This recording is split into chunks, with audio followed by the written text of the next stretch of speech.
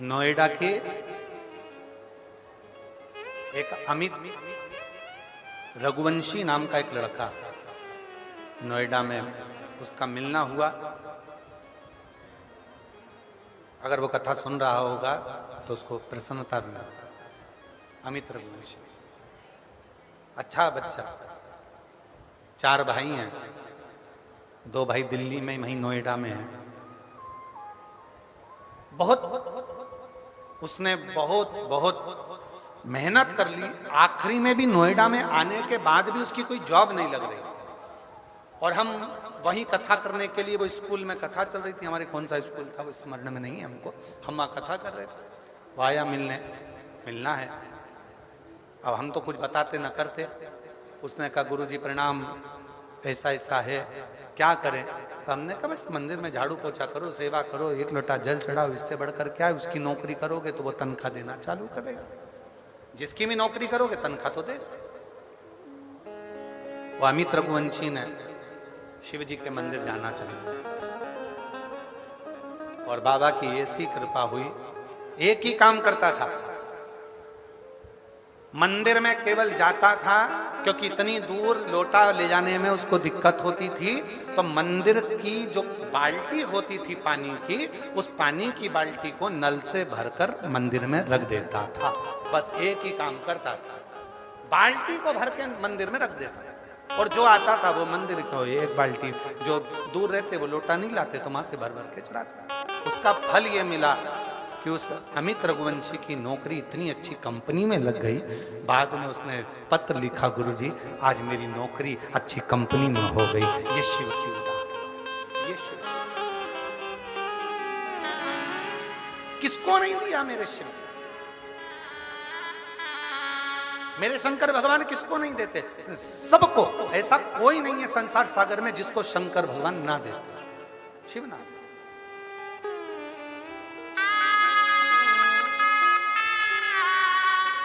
महाराज बस उसकी साधना, उसकी उपासना, उसकी भक्ति, उसका विश्वास, उसकी दृढ़ता हमें सुख देती, हमें सुख प्रदान। अब भरोसे तो रहो। और कई लोग ऐसे हैं कर्म ही नहीं करना चाहते। वो तो सोचते कि हम मंदिर जा रहे हैं तो हम बस एक ही काम करेंगे। नहीं, मंदिर गए हो ना, थोड़ा फैलारा उठाओ। मंदिर गए हो ना, दीपक बहुत सारे रखे हैं, उठा के एक जगह पर रख दो। मंदिर गए हो ना, कभी कभी नंदी बाबा को भी साफ कर दिया करो। मंदिर गए हो ना, कभी कभी जलाधारी को साफ कर दिया करो। मंदिर गए हो ना, थोड़ी देर बैठकर उससे साधना करा करो। मंदिर गए हो ना, नंदी के पास बैठकर उससे थोड़ी देर बैठकर चर्चा करा करो, थोड़ी देर बैठकर बात करा करो।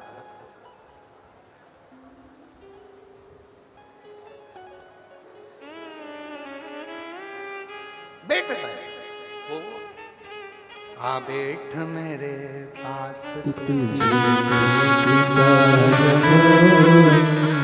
बैठ मेरे पास, कुछ कहो ना मुझसे कहे, बैठ मेरे पास तुझे देखता रहो, बैठ मेरे पास।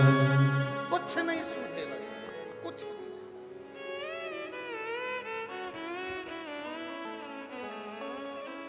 शिव जी के मंदिर में जो जाना प्रारंभ करते हो, शंकर जी के मंदिर में जो तुम झाड़ू लगाना प्रारंभ करते हो, हमने कहा था बेलपत्र सिद्ध है, शिव जी पे चढ़ा जल सिद्ध है, रुद्राक्ष सिद्ध है, शंकर जी पे चढ़ी हुई भस्म सिद्ध है। हमने आपसे कहा शिव जी के पास जो जा रहा है वो सब सिद्ध है, शंकर के पास जो पहुंच रहा है वो सब सिद्ध है। उसमें कुछ ये नहीं सोचना पड़ेगा कि इनको सिद्ध कैसे करें।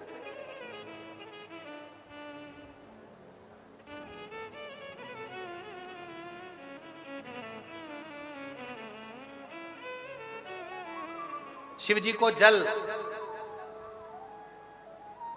सोने के लोटे से चढ़ाया जाता है, चांदी के लोटे से चढ़ाया जाता है, तांबे के लोटे से चढ़ाया जाता है, पीतल के लोटे से चढ़ाया जाता है, स्टील के लोटे से चढ़ाया जाता है, कांसे के लोटे से चढ़ाया जाता है, हीरे के लोटे से चढ़ाया जाता है, पन्ना के लोटे से चढ़ाया जाता है। काय के लोटे से शंकर भगवान जल को स्वीकार करते हैं। जम के बोले, जम के तांबे के लोटे से शिव जल को स्वीकार। क्यों भैया? चांदी क्या शिव स्वीकार नहीं करते? सोना क्या शिव स्वीकार नहीं करते? हीरे जवाहरात ये सब क्या शिव स्वीकार नहीं करते?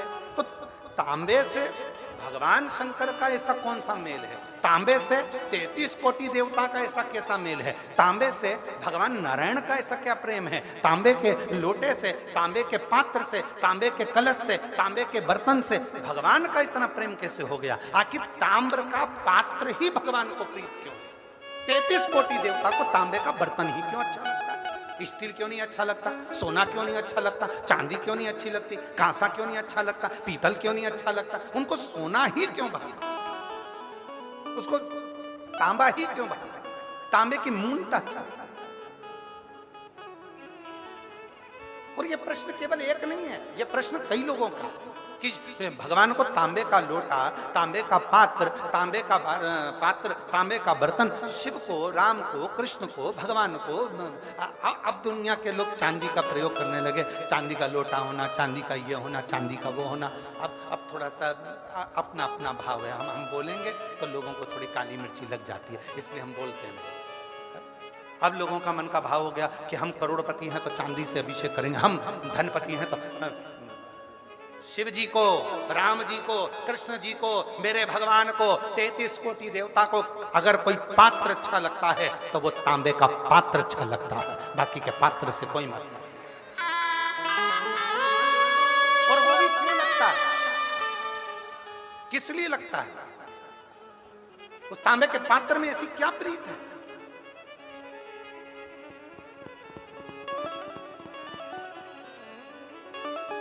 उसमें ऐसी क्या प्रीति आ गई? तो उसका भी वर्णन हमारे यहाँ शिव महापुराण में।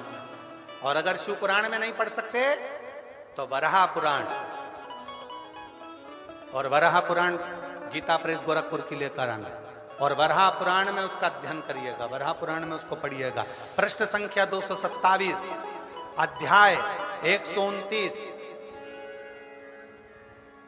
वराह पुराण आप उसमें पढ़िएगा, एक चरित्र मिलेगा बड़ा सुंदर। शिव का एक भक्त है, पर हे असुर, राक्षस है, असुर है, असुर प्रवृत्ति है उसकी, और नाम है उसका गुड़ाकेश।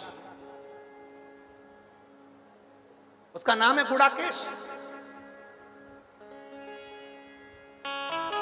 और वो गुड़ाकेश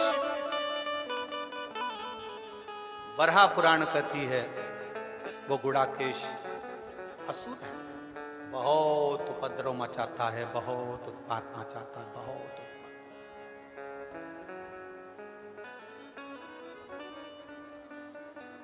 थोड़ा ध्यान दीजिएगा, चांदी के बर्तन से अगर आप पूजन कर रहे हो तो चांदी के बर्तन को सिद्ध करना पड़ेगा। सोने के बर्तन से अगर आप पूजन कर रहे हो तो सोने के बर्तन को सिद्ध करना पड़ेगा। स्टील के बर्तन से आप पूजन कर रहे हो तो स्टील के बर्तन को सिद्ध करना पड़ेगा। केवल एक पात्र होता है तांबा, जिस पात्र को सिद्ध नहीं करना पड़ता वो अपने आप सिद्ध रहता है, अपने तांबा। वराह पुराण कर रही है, शिव पुराण वर्णन कर रही है। एक गुड़ाकेश नाम का असुर है, बहुत उपद्रवी है, बहुत उपद्रवी। कहीं पर भजन ना होने दे, सत्संग ना होने दे, स्मरण ना होने दे, पुण्य कार्य ना होने दे। एक पथिक को वो गुड़ाकेश असुर त्राण दे रहा है।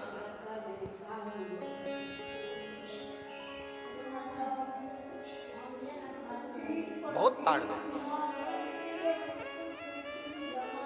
अब वो गुड़ाकेश असुर जब बार बार तार दे रहा था तो वहीं से उसी समय पर नंदी का निकलना हुआ, नंदी का आगमन, नंदी का। और नंदी निकल कर जा रहे थे, उन्होंने देखा कि कोई असुर एक पथिक को कष्ट दे रहा है, कोई असुर पथिक को कष्ट दे रहा है। नंदी रुक गए, और नंदी ने रुक कर कहा, भाई तुम कौन हो? वो असुर हंसा, हंसकर कहा कि मैं गुड़ाकेश असुर हूं, जाओ यहां से, नहीं तो तुम्हें भी त्राण देना प्रारंभ कर दूंगा, कष्ट देना प्रारंभ कर दूंगा। नंदी थोड़ा मुस्कुराए और कहा, ए भाई, तो इनको क्यों कष्ट देगा? इस पथिक ने क्या बिगाड़ा? क्या बिगाड़ा?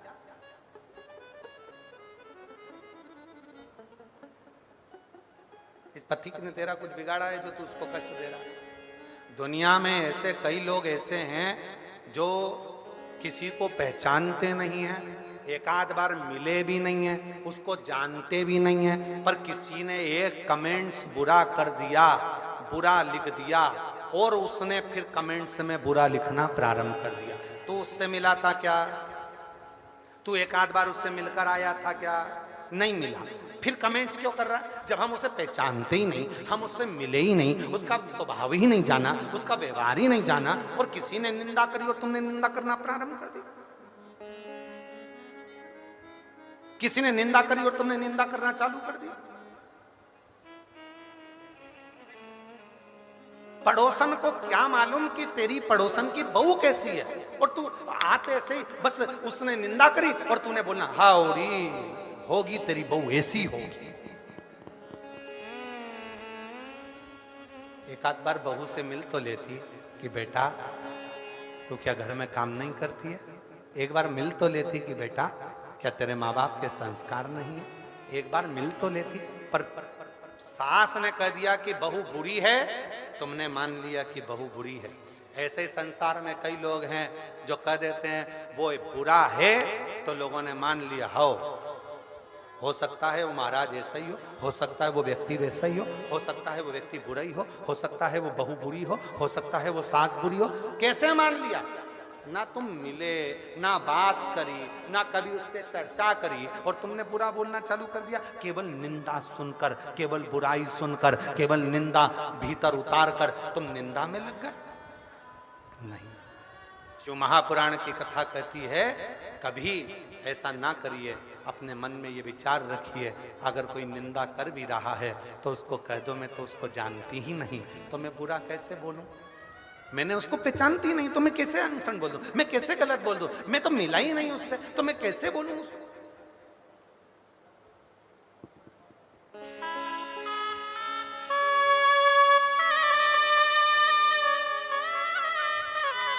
एक बात बोले हम आप लोगों को, सबसे अच्छा काम अगर किसी का लगता है तो हमको तो हमारा लगता है। क्यों?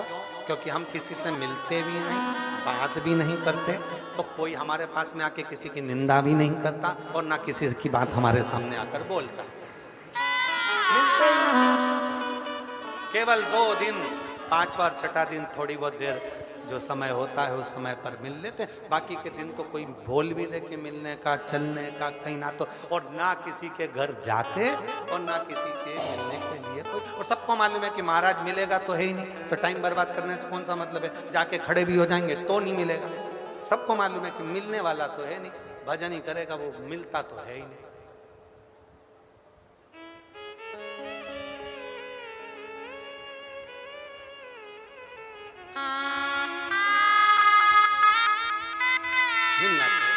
अभी हम बोलेंगे तो आप लोग कहोगे कि गुरुजी ऐसा बोलते थे। अभी सूरत में कथा थी। सूरत को डायमंड नगरी कहते हैं, हीरे के डायमंड।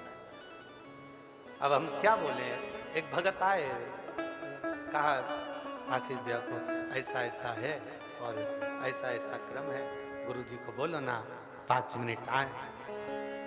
डायमंड नगरी थी। हमने कहा आशीष उनको बोलो एक डायमंड हमारे पास में है, हमारा कुबरेश्वर बाबा, एक डायमंड है हमारे, कोहिनूर हीरा है, कोहिनूर हीरा, उसके आगे सारे हीरे फीके हैं। ये वो हीरा है जो रोता हुआ, जो जिस कामना से कथा के पंडाल में आकर बैठता है और मेरे शिव की शरणागति में बैठकर जो मांग लेता है, दुनिया क्या देगी वो देव अधिदेव महादेव 3 महीने में उसकी झोली में डाल।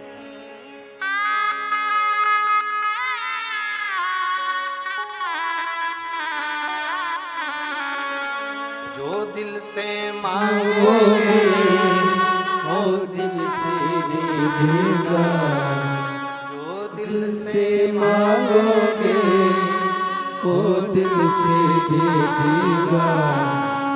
मेरा भोला भंडारी है, मेरा भोला भंडारी है, खाली झोली भर देगा। मेरा भोला भंडारी है, खाली झोली भर देगा।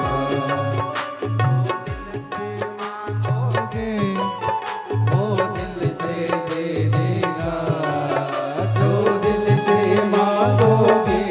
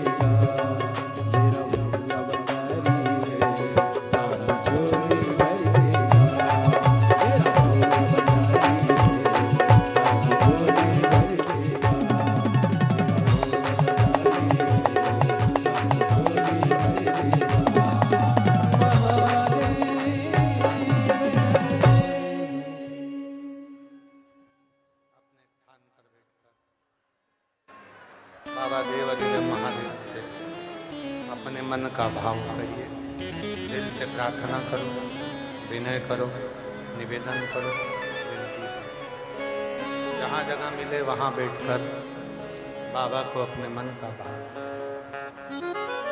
मस्तक पर चंदा है, उजियारा कर देगा। मस्तक पर चंदा है, उजियारा कर देगा। मेरा भोला भंडारी है, मेरा भोला भंडारी है, खाली झोली भर देगा। मेरा भोला भंडारी है, खाली झोली भर देगा। जो दिल से मांगोगे वो दिल से दे देगा। जो दिल से मांगोगे वो दिल से दे देगा।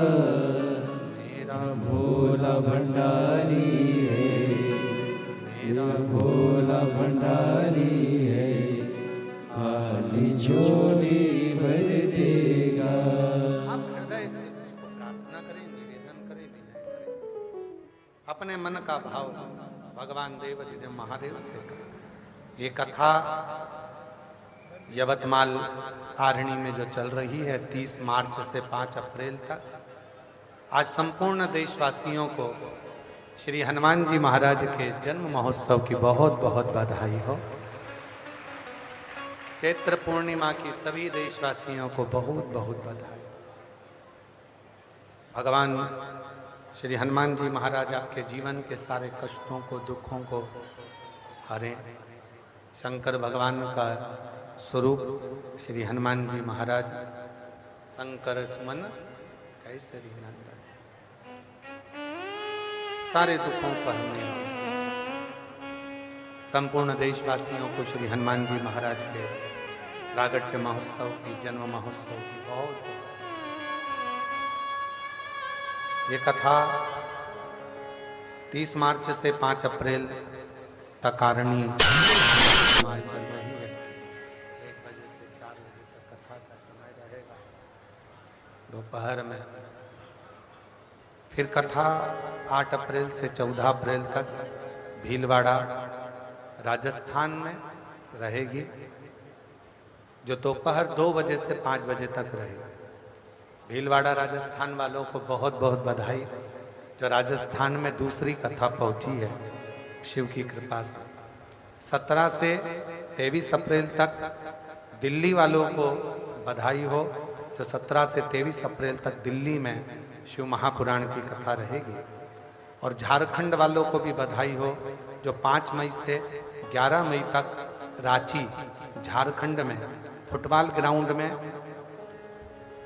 रांची में शिव महापुराण की कथा सुकुरहुट कांके रांची झारखंड में 1 बजे से 4 बजे तक रहेगी। संपूर्ण झारखंड वालों को और उसके आसपास के क्षेत्रवासियों को बहुत बहुत बधाई, जो आपके झारखंड में शिव महापुराण की कथा पहुंच रही है और कथा का लाभ आप लेंगे। सभी लोग साथ में बाबा से प्रार्थना करें, विनय करें, निवेदन करें, विनती करें, शिव जी से अपने मन का भाव कहें और बाबा को अपने मन का भाव।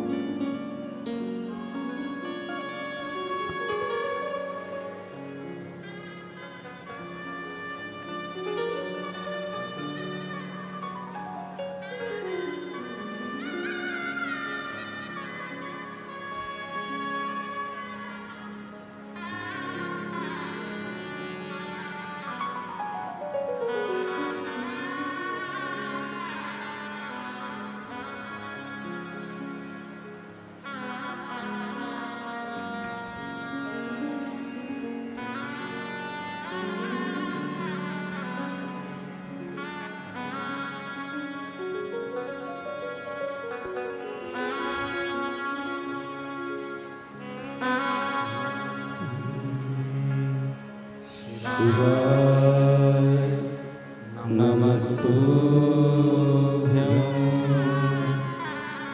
श्री शिवाय नमस्तुभ्यं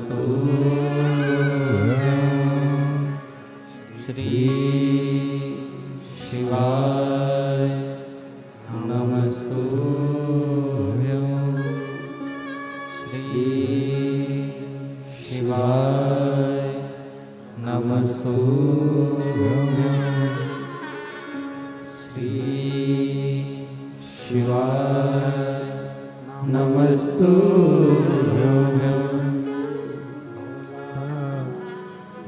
दुख काटो हमारा भोला सब दुख काटो हमारा शंकर जपो तेरी माला भोले बाबा जपो तेरी माला भोला सब दुख काटो हमारा भोला सब दुख काटो हमारा मंगल मंगलकारी वेश है मंगल मंगलकारी शानवासी हमारा शानवासी हमारा हो भोला सब दुख काटो हमारा भोला सब दुख काटो हमारा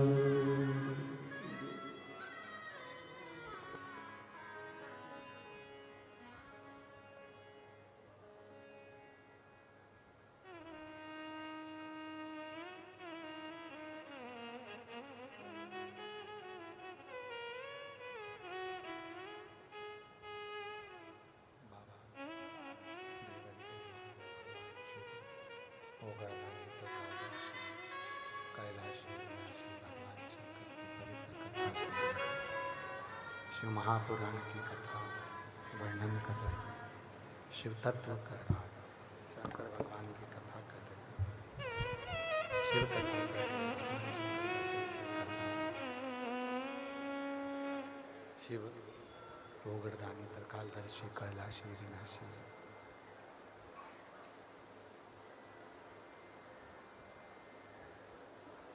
गुड़ाकेश असुर पति को परेशान कर रहा था, कष्ट दे रहा था, त्रास दे रहा था, ताड़ दे रहा था और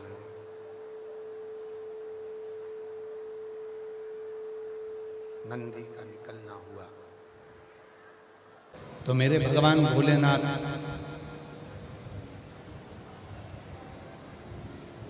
मेरे भगवान शिव शंकर ओघड़दानी त्रिकालदर्शी कैलाशी विनाशी शिव उसके दोष नहीं देखते। भगवान शंकर अगर देखते हैं तो केवल गुण ही देखते।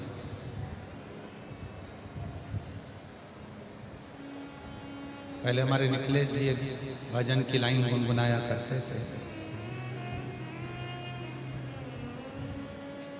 मेरे किनियों ना परा भोले त्रिपुरारी मेरे किनियों ना परा ओ शंभु त्रिपुरारी ओ शंभु त्रिपुरारी ओ भोले त्रिपुरारी मेरे गिनियों ना परा ओ शंभु त्रिपुरारी माना के मैं पतित बहुत हो माना के मैं पतित बहुत हो और पतित पावन तेरो नाम ओ शंभु त्रिपुरारी हरे पतित पावन तेरो नाम ओ शंभु त्रिपुरारी मेरे गिनियो परा ओ शंभु त्रिपुरारी तो शिव कथा कहती है कि मेरा शिव, मेरा ओघड़दानी, मेरा शंकर, मेरा त्रिकालदर्शी, मेरा कैलाशी, मेरा विनाशी, मेरा शिव तुम्हारे दोषों को कभी नहीं देखे।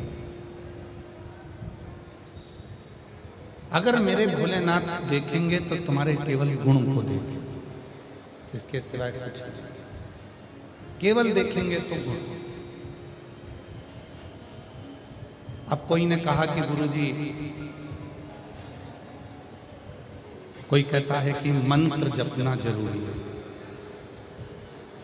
जब तक मंत्र नहीं जपोगे तब तक भगवान नहीं मिलेगा। शिव महापुराण की कथा में यही प्रश्न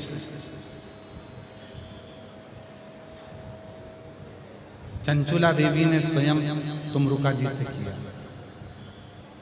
थोड़ा सावधानी से कथा सुनिएगा, स्मरण करिए। चंचुला देवी स्वयं भगवान तुमरुका जी से प्रश्न कर रहे हैं। चंचुला देवी ने कहा, तुमरुका जी, मेरा एक प्रश्न है, क्या आप मेरे प्रश्न का उत्तर दोगे? तुमरुका जी ने पूछा कि कौन सा प्रश्न? बोलिए। कहा, मेरा प्रश्न ये है कि ना तो मैंने मंत्र जपा, ना मैंने कोई पुण्य करा, उसके बाद भी मैं पार्वती जी की सहेली कैसे बने, माता पार्वती जी की सखी कैसे बने? ना तो मैं कभी मंत्र को जपती हूं और ना कभी मैंने कोई पुण्य करा। अगर मैं पुण्य करती तो मेरे मन में रहता कि मैंने पुण्य करा। अगर मैं मंत्र जपती तो मेरे मन में रहता कि मैंने मंत्र जपा। पर ना मैंने मंत्र जपा और ना मैंने कोई पुण्य करा। फिर मैं कैलाश पार्वती जी की सहेली बनकर कैसे बैठ गई? तुमरुका जी ने कहा, चंचुला, तेरे गांव के लोग, सारा गांव इकट्ठा होकर गाड़ी में बैठकर, बैलगाड़ी में बैठकर किसी और जगह पर जा रहे थे।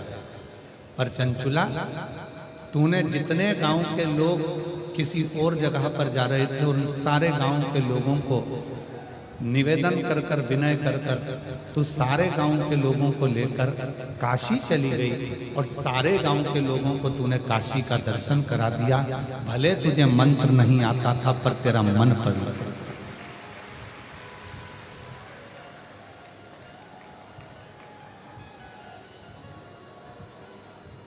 मंत्र भले नहीं आया, भले तूने मंत्र का जाप नहीं करा, पर तेरा मन बड़ा पवित्र था। और मेरी जीजियों, मेरे जीजाओं, मेरी बेटियों, मेरे बेटाओं, मेरे बुजुर्ग माँ बाप, याद रखना, मंत्र जपो चाहे ना जपो, मंत्र की साधना करो चाहे ना करो, पर इतना याद रखना कि उस ईश्वर के प्रति अपना मन साफ रखना और दूसरों के प्रति मन साफ रखना। आप किसी का बुरा मत करिए, मंत्र की जरूरत नहीं पड़ेगी। आप किसी को गाली मत दीजिए, मंत्र की जरूरत नहीं पड़ेगी। आप किसी को अपशब्द मत कहिए, मंत्र की जरूरत नहीं पड़ेगी। आप किसी को ताना नहीं दीजिए, मंत्र की जरूरत नहीं पड़ेगी। और प्रेम जब अनंत हो गया, रोम रोम संत हो गया। प्रेम जब अनंत हो गया, रोम रोम संत हो गया। मंत्र की जरूरत ही नहीं पड़ेगी। जब मन पवित्र है, मन साफ है और उस मन से आप ईश्वर को अपने भीतर उतारे हो, उस मन से आप परमात्मा को अपने भीतर उतारे हो, तो फिर आपको भटकना नहीं पड़ेगा। चंचुला, प्रश्न कर रही हैं कि मैंने ना तो मंत्र जपा, ना मैंने कोई पुण्य करा, फिर मुझे कैलाश का वास, फिर मुझे मां जगत जननी पार्वती की सहेली बनने का सौभाग्य, और मैंने कोई पुण्य नहीं करा, उसके बाद भी मेरे पास में ये आनंद की एक फल प्राप्त हुआ। कोई पुण्य हमने अपनी जिंदगी में नहीं करा, पर कोई पुण्य अपने जीवन का होता है जो हमको शरणागति की ओर लेकर जाता है। कोई पुण्य। आज कथा मंडप में क्षेत्र की सांसद महोदय भी आई हुई हैं। कथा मंडप में आज विधायक महोदय भी आए हुए हैं, सांसद महोदय भी आए हुए हैं। कथा मंडप में संत भी आए हैं, साधु भी आए हैं, तपस्वी भी आए हैं, और संपूर्ण क्षेत्रवासी इस कथा को श्रवण कर रहे हैं। कभी विचार करिएगा कि मेरे भोले बाबा ने यदि आपको इस आरणी की कथा में, इस पंडाल में बिठाकर शिव महापुराण की कथा को यदि श्रवण कराया है, तो कुछ ना कुछ तुम्हारे मन में कहीं ना कहीं ये पक्का है कि मेरा महादेव विराजमान है, इसलिए शिव जी तुमको बुलाकर यह कथा का विस्तार कर देते हैं।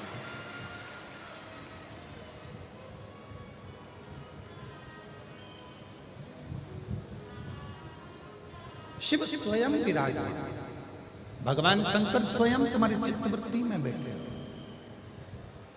चंचुला, तूने मंत्र का जाप नहीं किया। चंचुला, तूने कोई मंत्र नहीं जपा। चंचुला, तूने कोई पुण्य नहीं किया। पर चंचुला, तेरा मन साफ था। पूरे गांव के लोगों को लेकर तू शिव की शरणागति में चली। आप में से कई माताएं बैठी हैं, कई मेरी जीजियां बैठी हैं, कई मेरे जीजा बैठे हैं, कई मेरी बेटियां बैठी हैं, कई मेरे बेटा बैठे हैं, कई बुजुर्ग माँ बाप ऐसे बैठे हुए हैं जो कई बार घर के लोग पूछते हैं, मम्मा आपका कहीं जाने का मन है क्या, मैं तुमको लेकर चलता हूं। पति ने पत्नी से पूछा, तुम्हारा कहीं चलने का मन है क्या, मैं तुम्हें लेकर चलता हूं। बहन ने भाई से पूछा, भाई बहन से पूछा, तुम्हारा कहीं चलने का मन है क्या, मैं तुम्हें लेकर चलता हूं। इतने में हो सकता है आप में से कई माताएं ऐसी हैं, कई जीजियां ऐसी हैं, कई जीजा ऐसे हैं, कई बेटियां ऐसी हैं, कई बुजुर्ग ऐसे हैं जिनके मुख से निकल जाता है कि मुझे तू सीहोर कुबरेश्वर धाम ले चल, मुझे तू उज्जैन ले चल, मुझे काशी ले चल, मुझे शिव महापुराण की कथा में ले चल, मुझे रेणुका माता के चरणों में ले चल, मुझे सिद्धेश्वर बाबा के मंदिर ले चल, मुझे केदारेश्वर बाबा के मंदिर ले चल। ये भीतर की एक प्रभु से मिलन की एक आस जुड़ी।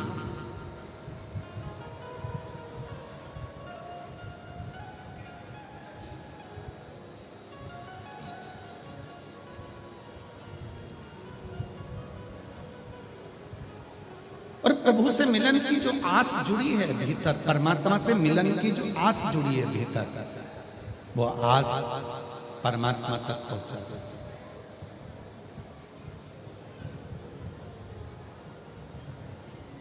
रामचरितमानस सबने सुनी है, जम के तो बोलो।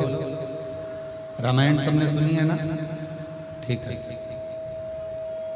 थोड़ा डीले कम कर दो, डीले। रामचरितमानस सबने सुनी है, ठीक। रामचरितमानस में मां शबरी का चरित्र आता है।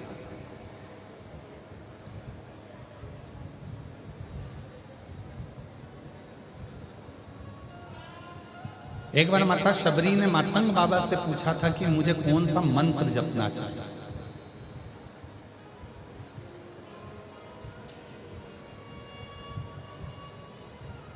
माता शबरी ने स्वयं मातंग बाबा से पूछा कि मुझे मंत्र कौन सा भजूं जिससे मुझे परमात्मा का दर्शन हो। और मातंग बाबा ने कहा, तुम मंत्र कोई भी जपो चलेगा, पर परमात्मा मंत्र से नहीं, परमात्मा मन देखकर तेरे पास आएगा। मन। और क्या देखा मेरे भोले बाबा ने, क्या देखा मेरे राम जी ने? मन। कब देखा सबरी अम्बा का मन?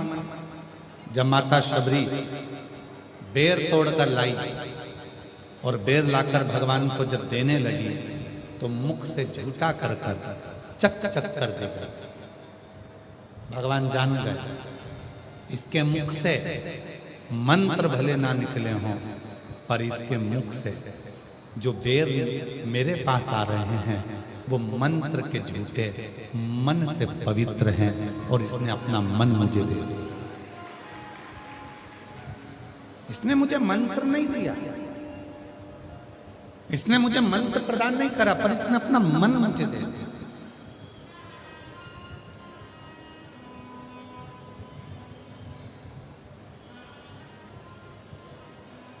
और आज के जमाने में होता क्या है, दुनिया के लोग आपको गुलदस्ता दे देंगे फूलों का, दुनिया के लोग आपको माला दे देंगे फूलों की, दुनिया के लोग आपको शॉल दे देंगे 1500, 2000, 400। दुनिया के लोग आपको दुनिया का सामान दे देंगे, पर दुनिया के लोग आपको मन नहीं देंगे।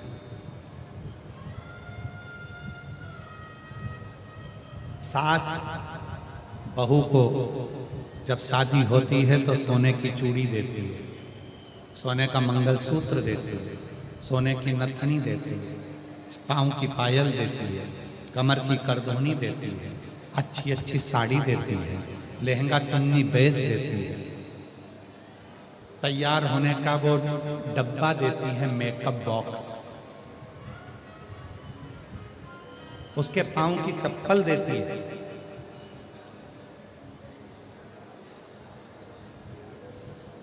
कितना सामान सास ने दिया। और बहू के घर से भी कितना सामान आया। समधन के लिए अलग से साड़ी, समधी के लिए कपड़े, देवर के लिए कपड़े, जेठ के लिए कपड़े, पूरा घर का सामान, फ्रिज, कूलर, वॉशिंग मशीन, ये वो दुनिया का सारा सामान दहेज में दिया, सब कुछ दिया। पर कोई पूछे कि तुमने फ्रिज दिया, तुमने कूलर दिया, तुमने वॉशिंग मशीन दी, तुमने कपड़े दिए, तुमने जेवर दिया, क्या तुमने अपनी बहू को अपना मन दिया? और बहू से पूछे क्या आपने अपनी सास को मन दिया? तो महाराज दुनिया की वस्तु लोग दे देते हैं, पर मरते दम तक अपना मन दे नहीं पाते हैं। वो मन अपने पास में ही रखते हैं, वो मन नहीं देते। शायद अगर दुनिया के लोग फ्रिज, कूलर, वॉशिंग मशीन और ये सामान ना दें और मन दे देना, तो दुनिया में जितने भी वृद्धाश्रम है ना, सब बंद हो जाएं और घर के बूढ़े सब घर पहुंच जाए। यदि मन दे तो मन नहीं देता। और देख लिया संसार हमने, देख लिया सब मतलब के यार हमने, देख लिया झूठे नाते, झूठे रिश्ते, झूठे नाते, झूठे रिश्ते, अरे झूठा है संसार हमने देख लिया, सब मतलब के यार हमने देख लिया, देख लिया संसार हमने देख लिया। केवल अगर मन दे दे, केवल मन, धन नहीं। और आज आप लोगों से कहने में पीछे नहीं हटेंगे आर्मी वाले,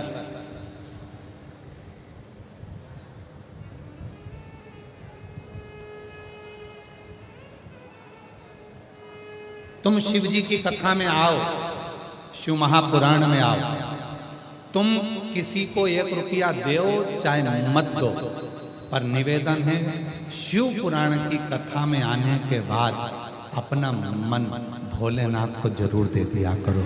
शिव उसको मन चाहिए।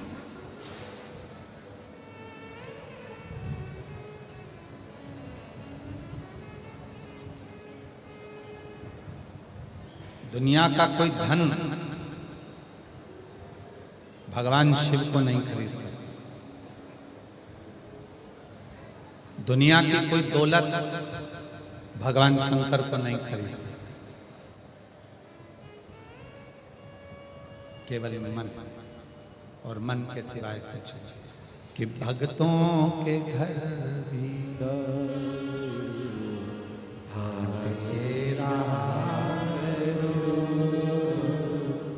दर्शन के नैन बाबरे, दर्शन दिया करो। कहते हैं प्रेम से प्रभु छिलके भी खा गए, कहते हैं प्रेम से प्रभु छिलके भी खा गए।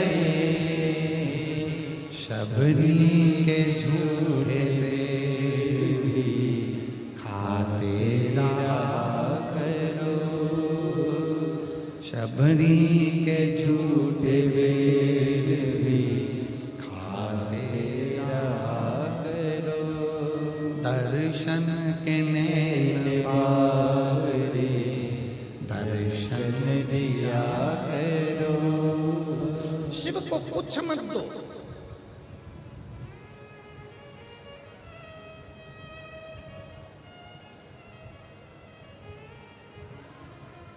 कुछ मत दीजिए आप। शंकर भगवान की कथा में आओ तो थोड़ी देर मन दीजिए। पड़ोसन बात करे तो उसको कह दो हाथ जोड़ती हूँ, 50 रुपए खर्च कर कर यहाँ पहुंची हूँ, सुबह से बैठी हूँ, धक्का खाया, आंधी तूफान आया, टेंट टूट रहा, नीचे जमीन गीली है, उसके बाद भी मैं जगह छोड़कर नहीं गई। क्यों? क्योंकि मेरे बाबा से मुझे बात करना है। तेरे हाथ जोड़ती हूँ, तू चुप। मेरी जीजियों, कल आरणी के सारे सोशल मीडिया पे कथा पंडाल के वीडियो चल रहे थे। इतना कीचड़, इतना पानी, इतना कीचड़, इतना पानी। 10-11 बजे तक वीडियो चलते रहे। कथा ऑनलाइन होगी, ऐसी होगी, वैसी होगी। और कोई एक भक्त आया और उसने जब देखा कीचड़ में भी शिव भक्त लाखों की संख्या में बैठे हुए हैं, तब उसकी बुद्धि में आया कि ये कथा शायद दुनिया की एक शिवपुराण एक ऐसी है कि कीचड़ में, गंदगी में भी, गर्मी में, बारिश में, ठंड में लोग देखते नहीं हैं और बैठे शिव को भज रहे हैं। उनका एक लक्ष्य है, मेरे बाबा को अपना दिल दे देना और बाबा से अपने मन की बात कर देना। उसको कुछ वो मंत्र नहीं जानता।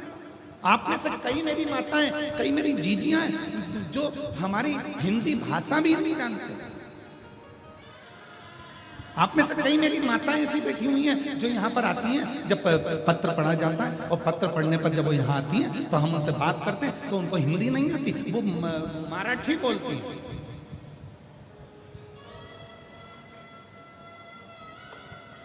और बाद में हमसे पूछती हैं समझ में आया था, और हम भी कहते हैं आया, क्योंकि भाषा से बड़ा तुम्हारे दिल की भाषा है जो परमात्मा सुन ले। भाषा से बड़ी तुम्हारी दिल की भाषा है, वो परमात्मा सुनता है। तुम जो बोलती हो ना, इतनी मिठास में बोलती हो, इतनी मिठास में बोलते हो कि तुम्हारा चेहरा देखकर, तुम्हारे शब्द देखकर दिल में भगवान शंकर जो बैठा है वो तुम्हारी भाषा को समझ लेता है। तो मुझे समझने की जरूरत नहीं, मेरा शिव समझ। आप में कई माताएं ऐसी एक कथा आती है शिव पुराण में, बड़ा सुंदर चरित्र है। एक पुजारी जी थे, शिव के परम उपासक थे। उनकी 3 लड़कियां थी।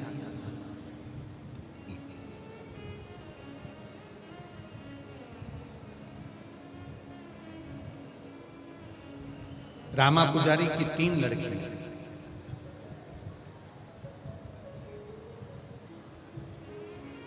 पिताजी शिव जी के मंदिर में पूजन करते थे। मां के प्राण छूट चुके थे। 3 बेटियां थी, घर में कोई बेटा नहीं था।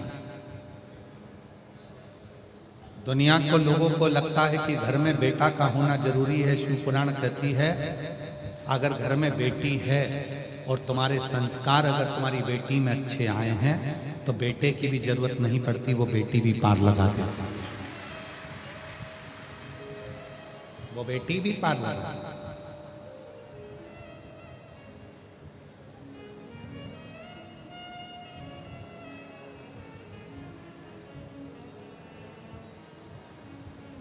शिव कथा का 3 बेटियां थी। रामा पुजारी शिव के उपासक थे, शंकर भगवान के मंदिर में पूजन करते थे, अर्चना करते थे, साधना करते थे। पुजारी जी इतने समझदार थे कि वो कभी कभी मंदिर नहीं जाते थे। अब लोग कहते हैं गुरुजी आप ये कथा कहते हो और कहते हो पुजारी जी इतने समझदार थे कि वो कभी कभी मंदिर नहीं जाते थे। समझदार व्यक्ति को तो रोज मंदिर जाना चाहिए, और आप कह रहे हो कि पुजारी जी इतने समझदार थे कि कभी कभी वो मंदिर नहीं जाते थे। पुजारी जी इतने समझदार थे कि कभी कभी वो मंदिर नहीं जाते थे। क्यों नहीं जाते थे? मैं मंदिर नहीं जाऊंगा तो मेरी बेटियां मंदिर जाएंगी। मैं जैसी पूजन करता हूं मेरी बेटियां भी वैसे करेंगी। कभी कभी घर में जब कुल देवता की पूजन हो, कुल देवी की पूजन हो, घर में कोई पितरों की पूजन हो, तो सास को कह देना चाहिए कि अभी मेरे कमर में दर्द है बहू, तू पूजन की तैयारी कर। क्यों? बहू को अपने जीते जी पूजन करने का तरीका और पूजन करना सिखाकर जाओ, जिससे तुम्हारे जाने के बाद तुम्हारी बहू अपनी बहू को वो पूजन का तरीका। और आधे से ज्यादा सास क्या कहती है, तेरे बस का नहीं है, बस यही सीख के आई अपने बाप के घर से, तुझे कुछ नहीं आता, चल मैं सब कर लूंगी, मैं सब कर लूंगी, मैं सब कर लूंगी। तो बहू भी कहती है कर ले, जा कर। आजकल की बहुओं को तुम कम समझते हो। एक सास हमेशा बहू के पीछे पड़ी रहती रही, कचौड़ी तल रही थी बहू, एक एक कचौड़ी अच्छे से तलना, पोछा लगाए तो एक एक कोने का अच्छा अच्छा पोछा लगाना, झाड़ू से एक एक कचरा निकालना, एक एक बेडशीट को अच्छे से झटकारना। एक दिन बहू को गुस्सा आ गया, बहू चली गई नहाने बाथरूम में, 4 घंटे नहीं निकली।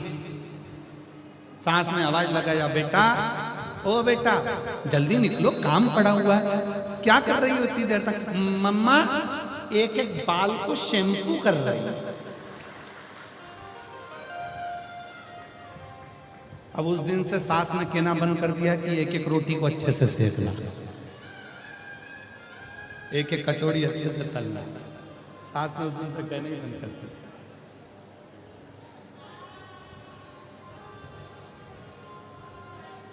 शिव पुराण क्या कर रही है? जब माता पार्वती जी की बहुएं आई, रिद्धि सिद्धि आई, माता पार्वती जी की जब बहुएं आ गई तो माता पार्वती जी ने रसोई घर छोड़ा, बहू को दिया, तुम संभालो, मुझे अपना भजन करना। और आज के जमाने में सास क्या कहती है, तुझे कुछ नहीं आता, सब मैं करूंगी, मुझे आता है, मुझे आता है, तुझे नहीं आता, तुझे नहीं आता। तो बहू भी कह देती करो, आग लगे बस्ती में, बहुएं रहे मस्ती में, करो काम, अपने को क्या करना। अब बहू अगर हाथ बटाने नहीं आए तो सास चिल्लाए, छोराओं से कहे देख लो तुम्हारी बहू को, एक नीचे नहीं आई, एक नहीं उतरी, एक काम नहीं करे, एक काम नहीं करे, और काम करने के लिए आगे आए तो कि तुझे कुछ नहीं आता। अरे भाई एक बार सब्जी बिगाड़ेगी, 2 बार बिगाड़ेगी, रोटी बिगाड़ेगी, 1 बार, 2 बार, 3 बार, 4 बार, धीरे धीरे सीखेगी। कोई माता के गर्भ में से तो सीख कर नहीं आता। तुम्हें सासू कहा गया है।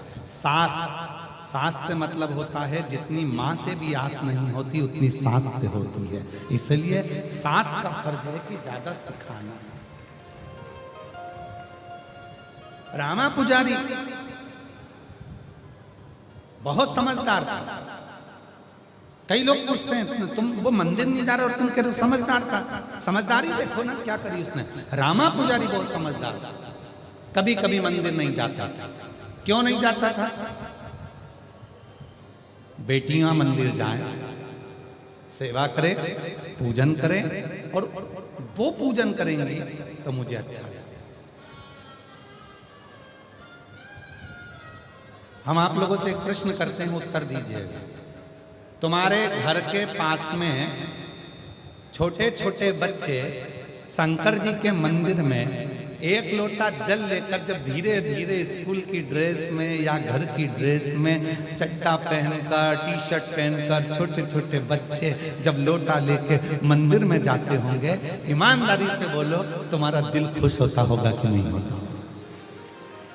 तुम्हारे मन को प्रसन्नता होती होगी कि नहीं होती होगी? इतने इतने से बच्चे, ये तो कभी देखा ही नहीं हमने, ऐसा नजारा तो कभी देखा ही नहीं। आज पूरा विश्व, पूरा देश, पूरा मेरा भारत देश आज एक एक उत्तर से लेकर दक्षिण, पूरब से लेकर पश्चिम तक एक एक गांव में छोटे छोटे बच्चे शिव जी के मंदिर में जा रहे हैं। ये नजारा विश्व ने कभी नहीं देखा था, जो शिव पुराण के माध्यम से आज देखा था।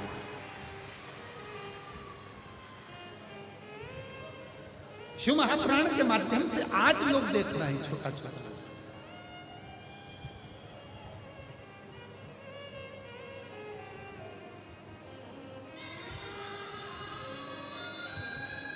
और कितने छोटे छोटे बच्चे बैठे हुए हैं, सारे छोटे बच्चे जितने, और किसी से भी पूछ लो तुरंत बता देगा। क्यों? ये कौन सा महाराज है? मिश्रा जी। तुरंत अवाक। फिर पूछो क्या बोलता है? 1 लोटा जल। क्या बोलता है? श्री शिवाय नमस्ते।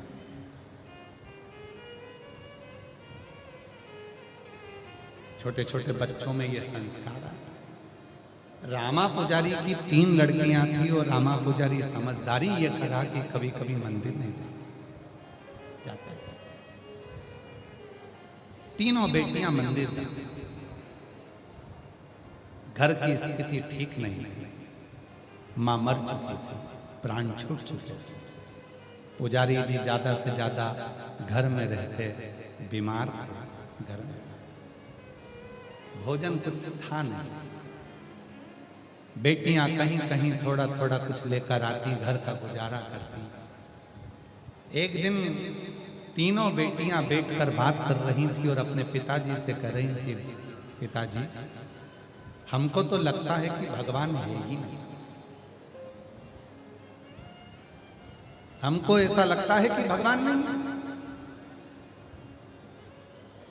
पिताजी ने जैसे ही सुना तो पिताजी ने बेटियों से कहा, तुम कैसे कह सकती हो कि भगवान नहीं है? हम तो माने ही नहीं कि शंकर जी है। शंकर जी होता तो हम इतना लोटा भर के जल चढ़ाते हैं, इतनी सेवा करते हैं, अर्चना करते हैं, पूजन करते हैं, पाठ करते हैं, आराधना करते हैं, मंदिर जाते हैं। कम से कम भोलेनाथ हमारे ऊपर दया तो करें।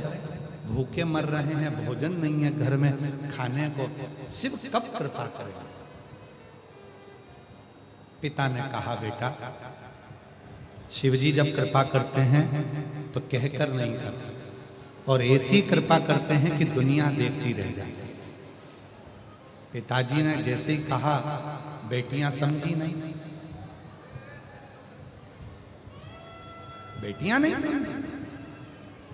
घर में भोजन नहीं है, पहनने के कपड़े नहीं है, और पिताजी करें शिव कृपा करेंगे तो तुम देखते रह जाओगे। एक दिन तीनों बेटियां मंदिर से आ रही थी। एक सेठ जी निकल कर गए, उनके बैग में असरफियों की पोटलियां रखी थी। असरफियों की पोटली में से एक पोटली सेठ जी की नीचे गिरी थी। सेठ जी निकल गए आगे, बेटियां जा रही थी तीनों, उनको पोटली दिखी तो उन्होंने उस पोटली को उठा लिया।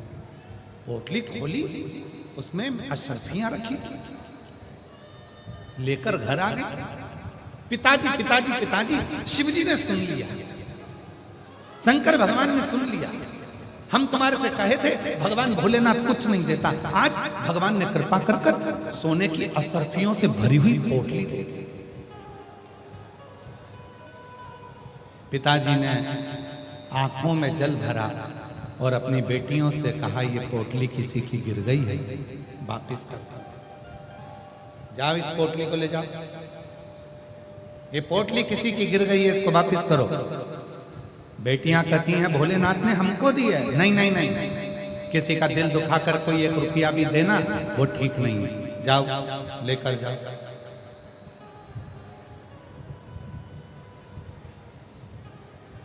हृदय दुखाकर अगर धन मिला है तो वो ठीक नहीं है। बेटियां पोटली लेकर गईं। सेठ जी पोटली को ढूंढ रहे थे कि मेरी पोटली कहां गई, इतने में लड़की पहुंच गई। बाबा, ओ सेठ जी, ये तुम्हारी पोटली है? सेठ जी कहने लगे, हाँ मैं कब से ढूंढ रहा था इस पोटली को, धन्यवाद तुमने पोटली दे दी। और सेठ जी ने वहीं पर पोटली में से असरफियां निकाली, गिनना चालू करा, और गिनना जो चालू करा तो सेठ जी ने देखा इसमें 40 असरफियां हैं। सेठ जी ने देख लिया मेरी असरफियां पूरी मिल गई, पर सेठ जी के मन में लालच भर गया। सेठ जी को लगा अगर मैं 10 असरफी और बोल दूं तो इन लड़कियों के बाप को मुझे असरफी देना ही पड़ेगा। सेठ जी के मन में लोभ। सेठ जी को यह नहीं मालूम था कि ये शिव की भक्त हैं, शंकर की साधक हैं, और शिव भक्त के साथ किया गया धोखा तुम्हें तकलीफ दे जाएगा। सेठ जी ने लड़की का हाथ पकड़ा और कहा, तुम तीनों सत्य बताओ, मेरी पोटली में 50 सोने की असरफियां थी, इसमें तो 40 है। बेटियों ने हाथ जोड़कर कहा, सेठ जी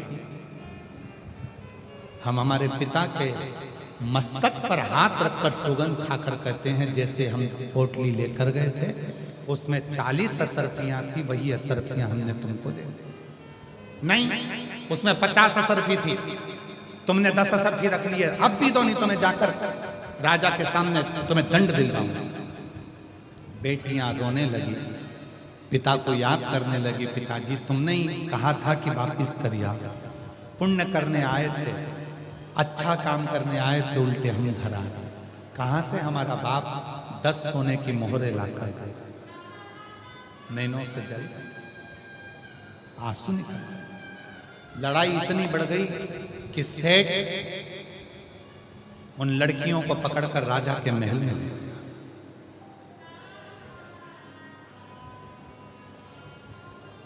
मंत्रियों ने पूछा, क्या हुआ? मेरी सोने की पोटली गिर गई थी, इन लड़कियों ने पोटली लाकर दी। कितनी असरफी थी तुम्हारी पोटली में? 50। लड़कियों ने कितनी दी? 40। 10 असरफी इन लड़कियों के पास। बाप को सूचना मिली, बाप दौड़ते दौड़ते राजा के महल में गए। द्वारपालों ने बाहर रोक दिया।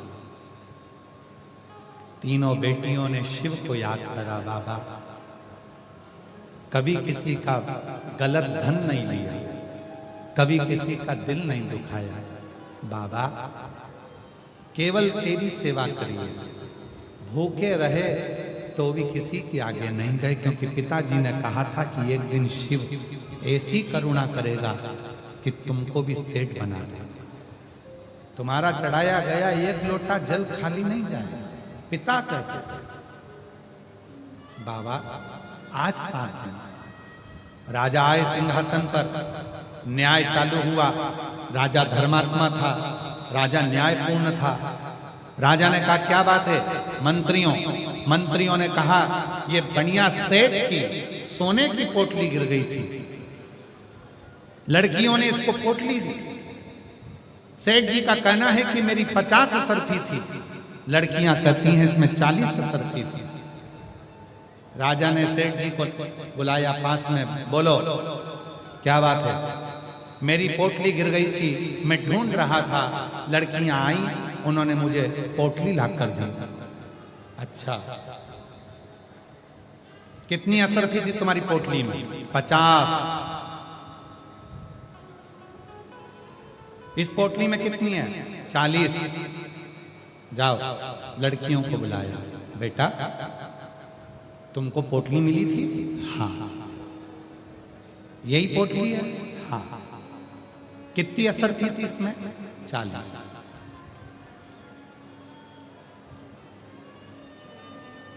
इन असरफियों को लेके कहां गई थी? अपने पिता के पास। पिता ने कहा था दूसरे का धन मत रखना, देखिए हम वापिस करना है। ठीक है।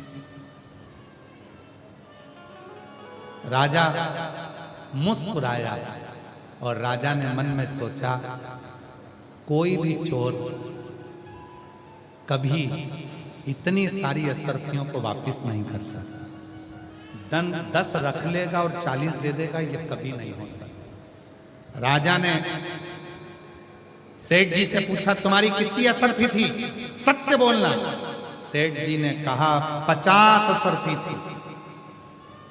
राजा ने अपने मंत्रियों से कहा सेठ जी के हाथ में जो पोटली है वो लड़कियों को दे दी जाए, क्योंकि हो सकता है कि सेठ जी की पोटली कोई दूसरी है जिसमें 50 असरफी थी। ये 40 असरफी वाली पोटली ये किसी दूसरे की है जो बेटियों को मिली है, तो 40 असरफी की पोटली इन बेटियों को ही दे दी जाए। सेठ जी रोने लगे, अरे नहीं ये मेरी है, मेरी 40 ही असरफी थी, मैंने तो झूठ बोला, मैंने तो ऐसा करा। राजा ने कह दिया अब निर्णय हो चुका है, 40 असरफी वाली पोटली लड़कियों की है, तुम्हारी 50 असरफी की थी, अब तुम ढूंढते रहो, तुम ढूंढो। बेटियां मुस्कुराकर पिता के गले लग गईं, बाबा हम नहीं जानते थे कि हमारा भोलेनाथ ऐसा है, अचानक कृपा कर देता है, कब कैसी करुणा करता है मालूम ही नहीं, कब कृपा। और जो जैसी भावना लाया वो वैसा ही फल पाया, नहीं खाली उसे लौटाया वो मन ही मन हर्षाया, और कर दिया माला माल काशी वाले ने, लुटा दिया